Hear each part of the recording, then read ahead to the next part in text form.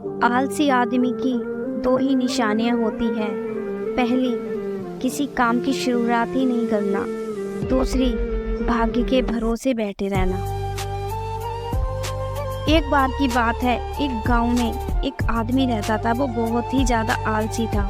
कोई काम नहीं करता था, एकदम निठल्ला और नाकारा था।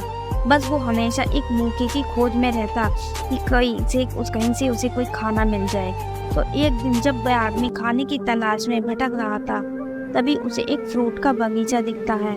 वह उस बगीचे से फ्रूट चुराने के बारे में सोचता है। तभी वो बगीचे के अंदर चला जाता है और एक पेड़ पर चढ़ जाता है। लेकिन तभी अचानक वहां पर एक बगीचे का मालिक आ जाता है और वो इस आदमी को पेड़ पर चढ़ता हुआ देख लेता है। वो इस आदमी को चिल्लाते हुए नीचे आने के लिए कहता है, लेकिन यह आलसी आदमी बगीचे के मालिक को देखकर डर जाता है और नीचे आने से मना कर देता है। तभी उस बगीचे के मालिक अंदर जाकर एक बड़ा सा डंडा लेकर आते हैं। यह देखकर वो आलसी आदमी तुरंत पेड़ से नीचे उतरता है और मालिक के उस वहां तक पहुंचने से पहले वह जंगल की तरफ भागने लगता है और जंगल में जाकर छिप जाता है। कुछ देर बाद वो आलसी आदमी वहां से निकलता है और जंगल के रास्ते से जब वो गांव की तरफ जा रहा था, तभी उसे एक लोमड़ी दिखती है जिसके सिर्फ दो ही पैर थे और उसके दो पैर टूटे हुए थे। वो जंगल में रेंगती हुई चल रही थी। ये देखने के बाद वो आलसी आदमी सोचता है कि ये लोमड़ी अब तक इस घने जंगल में जिंदा कैसे है। ये लोमड़ी भाग नहीं सकती, चल नहीं सकती, तो कैसे ही अपने लिए खाने का इंतजाम करती होगी और कैसे ये लोमड़ी अपने आप को इस घने जंगल में दूसरे जानवरों से बचाती होगी।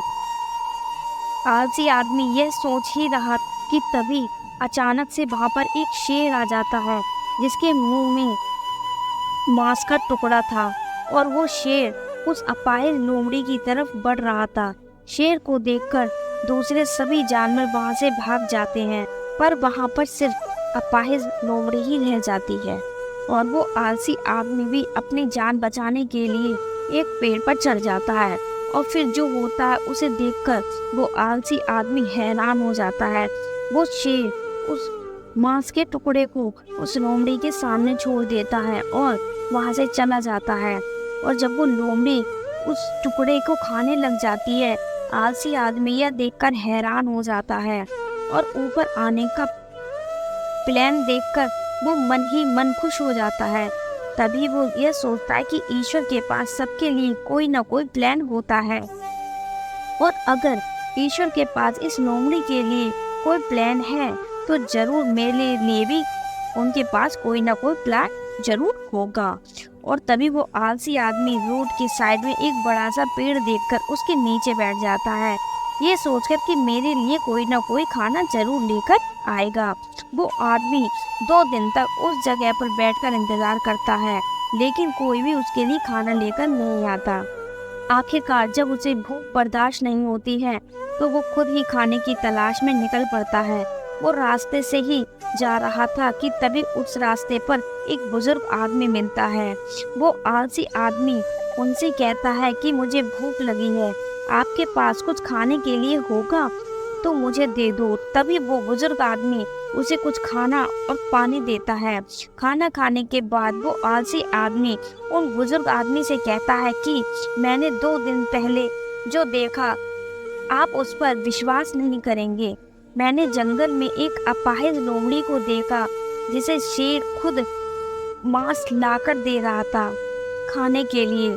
मैंने सोचा कि ईश्वर के पास मेरे लिए भी कोई ना कोई प्लान जरूर होगा, लेकिन ईश्वर ने उस पर अपनी दया नहीं दिखाई और मुझ पर नहीं, मेरे लिए कोई भी खाना लेकर नहीं आया और आखिरकार मुझे ही खुद खाने की तलाश में निकलना पड़ा। उस आलसी आदमी ने बुजुर्ग आदमी से पूछा कि मेरे साथ ईश्वर ने ऐसा क्यों किया। तभी उस बुजुर्ग आदमी ने मुस्कुराते हुए कहा, ये सच है कि ईश्वर के पास सभी के लिए कोई ना कोई प्लान जरूर होता है और तुम्हारे लिए भी है, लेकिन तुमने उसे गलत तरीके से समझ लिया। वो तुम्हें लोमड़ी नहीं बल्कि वो तुम्हें उस शेर की तरह बनाना चाहता था। दोस्तों, इस कहानी से हमें यही सीख मिलती है कि अगर हमारी लाइफ को ध्यान से देखो तो हमें ये पता चलेगा कि ज़िंदगी सबक से भरी पड़ी है और हर एक मूवमेंट का एक डीप मीनिंग होता है। वो साल आलसी आदमी ने लोमड़ी को मदद लेते हुए देखा और सोचा कि वो लोमड़ी सिर्फ बैठी हुई है और वह सिर्फ इंतजार कर रही है कि कब उसके साथ अच्छी चीजें होंगी। लेकिन वो आदमी यह भूल गया था कि वो लोमड़ी मजबूर थी, लेकिन हम उस लोमड़ी की तरह मजबूर और लाचार नहीं हैं। ऊपर वाले ने हमें एबिलिटी दी है अपना काम करने की, बिल्कुल उस शेर की तरह हमारे पास भी खुद की स्ट्रेंथ और कैपेबिलिटी है हमारी सिचुएशन को बदलने की, लेकिन उसके लिए हमें कुछ एफर्ट्स लेने पड़ेंगे, एक्टिव बनना पड़ेगा, तभी आप उस शेर की तरह बन पाएं। धन्यवाद।